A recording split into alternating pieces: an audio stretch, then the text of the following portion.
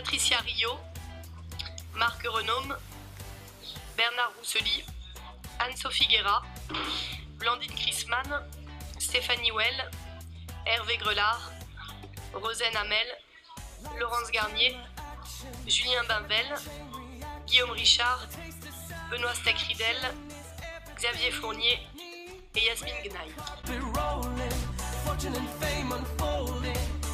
Vous êtes libre de ne pas me croire non plus, mais enfin, ce serait pas très gentil d'imaginer qu'on n'en a rien à faire de la santé publique. Vous seriez même pas crédible.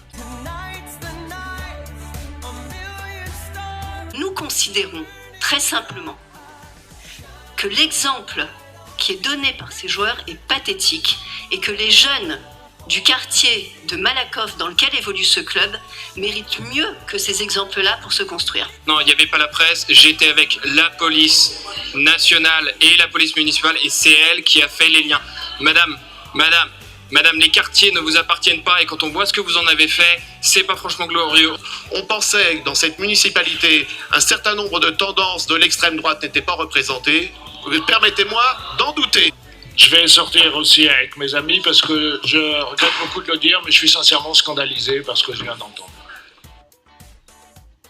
Nous vous demandons donc, Madame le maire, puisque Monsieur Martineau est absent, de bien vouloir vous désolidariser de manière explicite des propos que Monsieur Martineau a tenus, nous associant ce matin à l'extrême droite.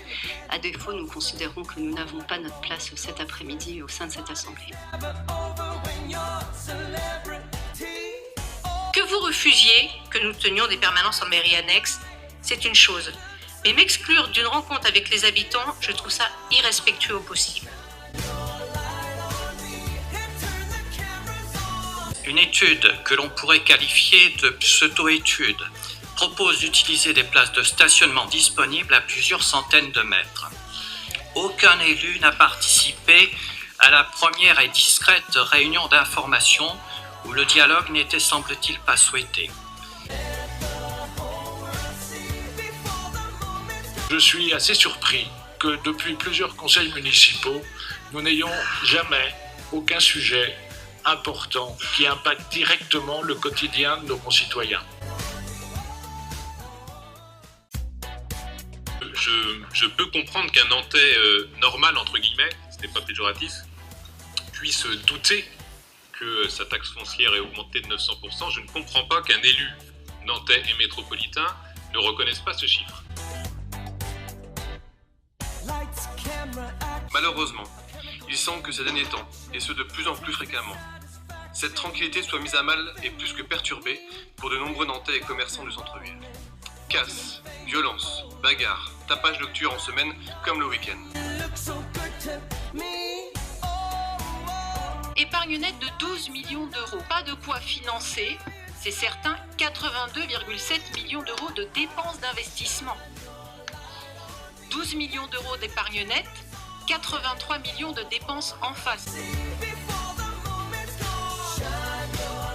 Nous souhaitons pouvoir avoir plus de propriétaires à Nantes et là, aucun pourcentage, alors que nous sommes mauvais élèves en matière de taux de propriétaires dans la ville de Nantes.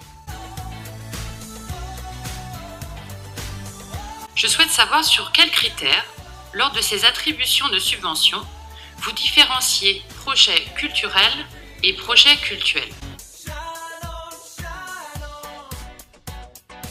Cette délibération mentionne l'acquisition de produits vitriers et dérivés comme prestations récurrentes en juin dernier. Nous avons tous pu constater combien les débordements à répétition au printemps ont particulièrement ciblé les vitres et les vitrines. J'attire votre attention sur le retard du chantier de réhabilitation et d'agrandissement du Palais des Sports de Beaulieu, chantier qui devrait enfin démarrer. Vous demandez un point d'étape sur les microcrédits étudiants, parce qu'il est utile de rappeler qu'il y a 30% des étudiants qui jugent leurs ressources insuffisantes, que les banques, on le sait, sont très frileuses pour donner des prêts aux étudiants et c'est un vrai souci. Ça serait d'associer l'ensemble des Nantaises et des Nantais à cette dynamique au service de l'emploi. Force est de constater qu'une grande partie de nos concitoyens s'en trouvent aujourd'hui encore un peu trop éloignés.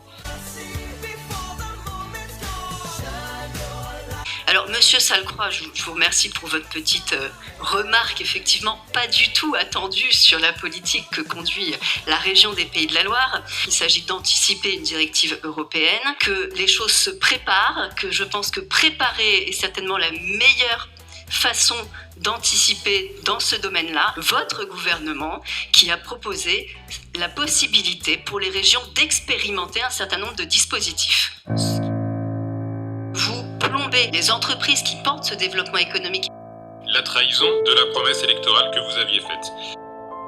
Non, le PS n'a pas le monopole de la démocratie participative. Le dialogue n'était, semble-t-il, pas souhaité. L'opacité règne en maître. Épaté par votre talent pour répondre à côté de la question.